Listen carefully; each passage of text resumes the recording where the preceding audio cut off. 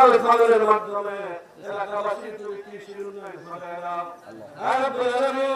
এই খাল খনন কর্মসূচিতে যে সমস্ত সরকারি কর্মকর্তা কর্মচারীবৃন্দ সম্পৃক্ত আছেন, রাব্বুল আলামিন এছাড়াও এলাকার জনগণ যারা সম্পৃক্ত আছেন, আল্লাহ তুমি সকলকে তুমি কবুল করে নাও।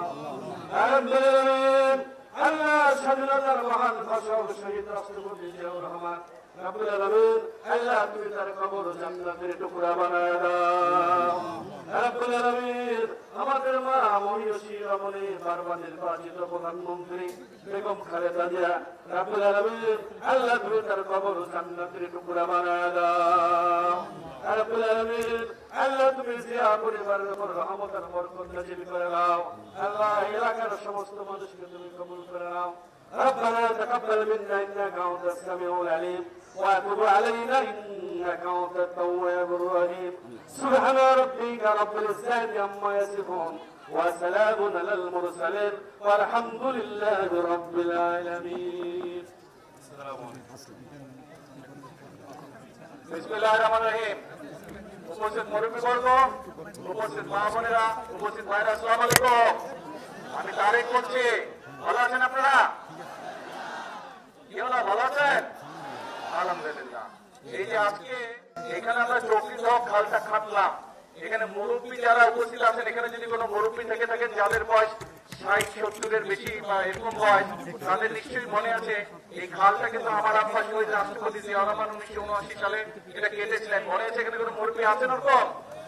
বাট আপনারা শুনেছেন মুরব্বীদের কাছে এই কথা, মুরব্বীদের মুখে কথা শুনেছেন এটা যে জিয়াউর রহমান কাটছিল খাল। এই খালটা আমরা কাটলাম, এটা প্রায় ২ কিলোমিটারের মতো লম্বা এই খালটা। এই খালটা কাটার ফলে যেটা হবে, অনেক সময় অতিবৃষ্টির কারণে অনেক সময় আশেপাশে পানি উঠে, খালটা কাটলে পানিটা জমা হবে। আবার আমরা দেখেছি শুকনো মৌসুমে অনেক সময় পানি পাওয়া যায় না, সেই সময় খালে পানি থাকলে কৃষকরা আশেপাশে জমি জমা যাদের আছে চাষবাস করে এই পানিটা পাবে, অর্থাৎ এলাকার মানুষের উপকার হবে এই পানিটা। এই খালে পানিটা থাকলে আপনাদের উপকার হবে। আচ্ছা, তাহলে চলেন আমরা এই খালটাকে পুনর্খনন করি, এই খালের মধ্যে পানি নিয়ে আসি, এই খালের দুই পাশে আমরা গাছ লাগাই, এই খালের মধ্যে মাছ ছাড়ি। তরুণ যুবক যারা আছে, যারা বেকার আছে, তাদেরকে আমরা দেখবো এই খালটা লিজ দেওয়া যায় নাকি, তাহলে তারা এখানে মাছের চাষ করতে পারবে। মা বোনেরা পাশে দিয়ে শাকসবজি করতে পারবে। খালের দুপাশে বড় বড় গাছ লাগাতে হবে, পারবেন ইনশাআল্লাহ। আমরা এরকম খাল সারা বাংলাদেশে আগামী ৫ বছরে ২০,০০০ কিলোমিটার খাল এরকম খননের পরিকল্পনা আমরা নিয়েছি। আমরা যে সবাই হাত লাগাই, ইনশাআল্লাহ এই দেশে পানির যে সমস্যা সেইটা আমরা সমাধান করতে সক্ষম হবো যদি এই খাল আমরা কাটতে পারি। এই দেশে বন্যার সময় যেসব এলাকায় বন্যা হয়, খাল যদি আমরা কাটতে পারি, সেই বন্যার প্রকোপ থেকে আমরা মানুষকে, সম্পদকে, গবাদি পশুকে, জমির ফসলকে আমরা রক্ষা করতে সক্ষম হবো।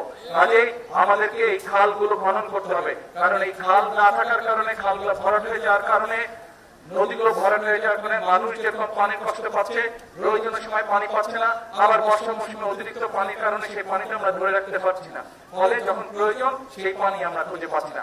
আসেন আমরা খাল কাটি। কাজটা ভালো হয়েছে না খারাপ হয়েছে? খাল কাটা ভালো হয়েছে। তাহলে দোয়া করেন, আমি তো আপনাদের এলাকার সন্তান, দোয়া করেন যাতে এই খাল কাটা সহ আরো যেগুলো কর্মসূচি হাতে নিয়েছি, ইনশাআল্লাহ আপনাদের এই সরকার যাতে সেই কাজগুলোতে সফল হয়। কে করবেন তো দোয়া? আমরা আসতে বললে কেমন হয়? দোয়া করবেন ইনশাআল্লাহ। ঠিক আছে, আজকে যাই, আরো কর্মসূচি ইনশাআল্লাহ। এটা তো নিজের বাড়ি, ঘরের লোকজন আপনারা, ইনশাআল্লাহ কয়েকদিন পরে আবার আসবো। দোয়া করবেন। মুরব্বীদের কাছে, মা বোনদের কাছে দোয়া চেয়ে গেলাম। আসসালামু আলাইকুম।